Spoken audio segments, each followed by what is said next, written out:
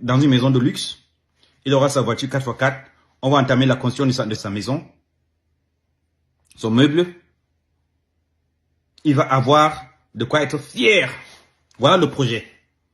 On est en train de le faire. On est en train de le faire.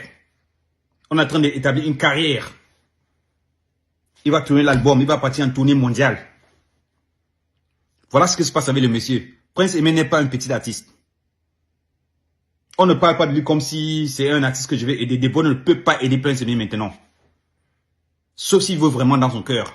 Il pourrait ajouter à l'édifice. Contribuer à l'édifice. C'est ce que nous tous on fait. Et en contribuant, il gagne aussi. Il gagne à travers Djeneba, à travers Viviane, avec tout ce qui se passe autour de lui maintenant. À travers la popularité qu'il vient de regagner.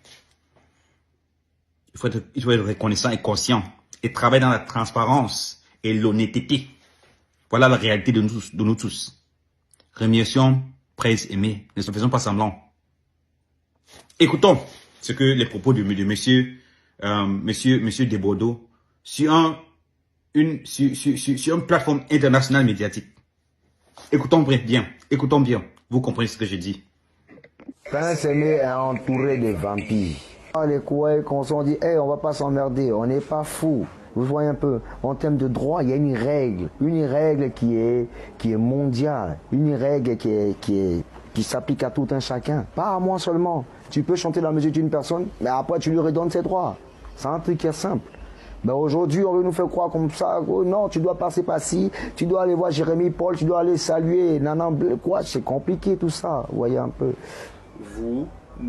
Je t'explique quelque chose de base de la musique.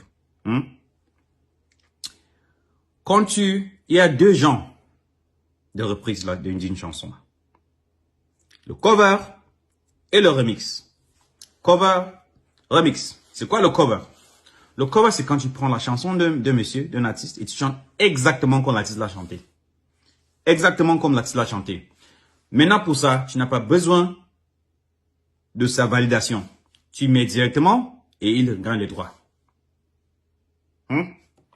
Maintenant, la deuxième, c'est le remix. C'est quoi le remix? Le remix, c'est quand tu modifies la chanson d'autrui. Quand tu ajoutes un lyrique, tu changes une mélodie, tu personnalises la chanson de l'autre. Là, tu as besoin de validation écrite. Tu comprends?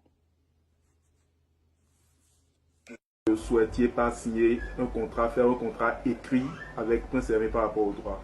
Est-ce que c'est vraiment ce qui a créé la discorde? Il faut être vraiment un culte pour ne pas savoir qu'on n'a pas besoin d'un quelconque contrat pour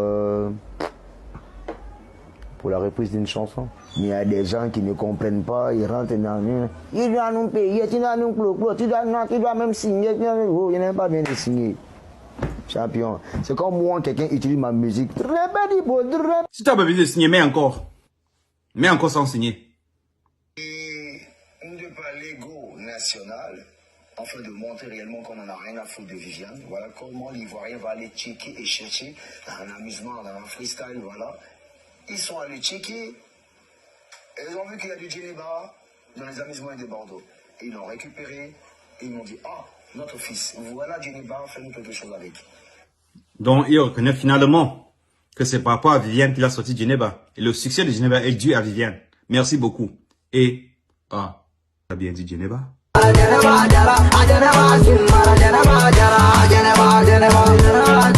L'inscription sur les plateformes de téléchargement, il n'est mentionné nulle part le nom de Prince Aimé. Est-ce que c'est normal? Est-ce que c'est aussi une stratégie? Expliquez-moi.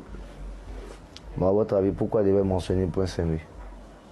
C'est pas comme auteur-compositeur? Ça, c'est pas une musique de Prince Aimé, c'est de Bordeaux qui chante avec sa fille Naomi Fouda.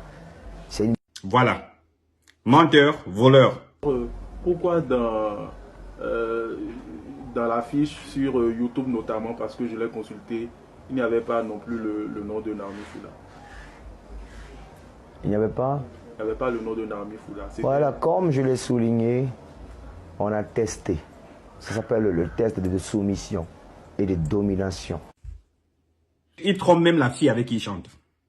Maintenant, il dit, Pourquoi tu as mis le nom de... On a testé test de soumission. Tu testes à travers Believe, un gros label international de vente sur les streamings, où tu as mis la chanson sur Spotify, sur les plateformes de vente.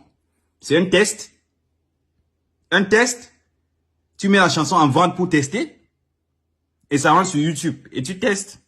J'ai sorti pour